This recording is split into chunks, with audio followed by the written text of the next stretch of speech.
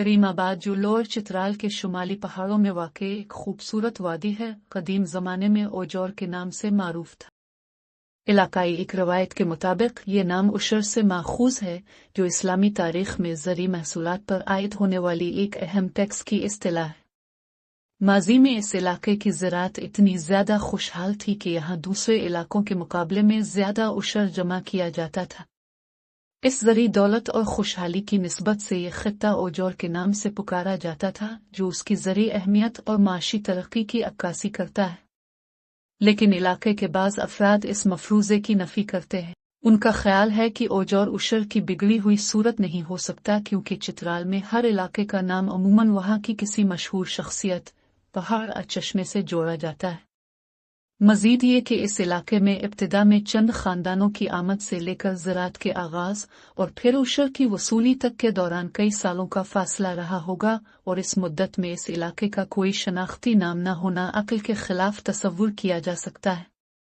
اور عشر بھی اسلام کی ایک زرعی محصولات کی اصطلاح ہے۔ یہ علاقہ اوجور اسلام کی آمد سے پہلے آباد شدہ علاقہ ہے، تو عشر سے اوجور کو جوڑنا غلط ثابت ہوتا ہے۔ باقی سامع اور محققین اس پر مزید تحقیق کر سکتے ہیں۔ دوسری روایات کے مطابق ایک جنگجو خاتون آجر بیگم کا تعلق اوجور سے بتایا جاتا ہے۔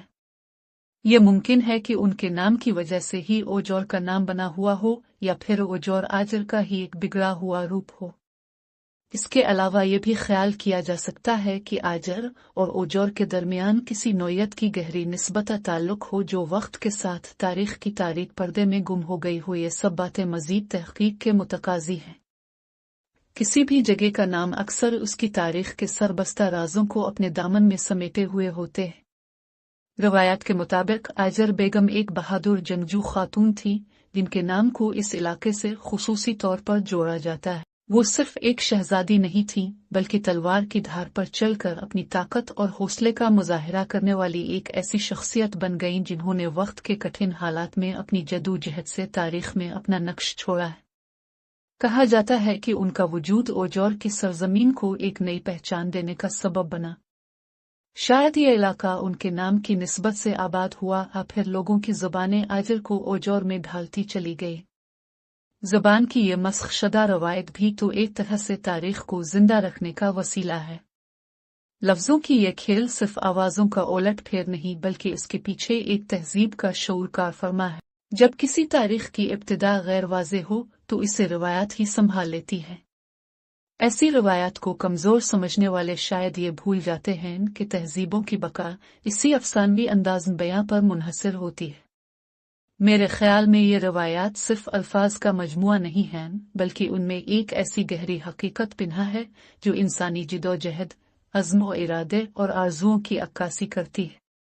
یہ روایات وقت کے دھارے میں بہتے ہوئے بھی اپنی حقیقت اور وقار کو قائم رکھتی ہیں، کیونکہ ان میں وہ احساسات اور تجربات محفوظ ہیں جو انسانیت کی بنیاد ہیں۔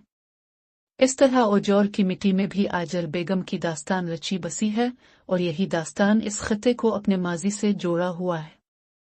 تاریخ خواہ جو کچھ بھی کہے، مگر روایات کا یہ انمول سلسلہ اس وقت تک زندہ رہے گا جب تک لوگ اپنی اصل سے محبت رکھتے ہیں اور اپنے ورثے کو سینے سے لگائے رکھتے ہیں۔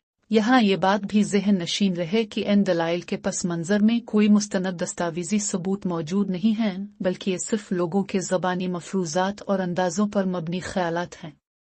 ان مفروضات کے ذریعے ہم اس خطے کی تاریخ سے پردے کو اٹھانا چاہتے ہیں، تاکہ آنے والی نسلوں کے لیے اس راہ پر چلنے کے لیے ایک روشن رہنمائی فراہم کی جا سکے۔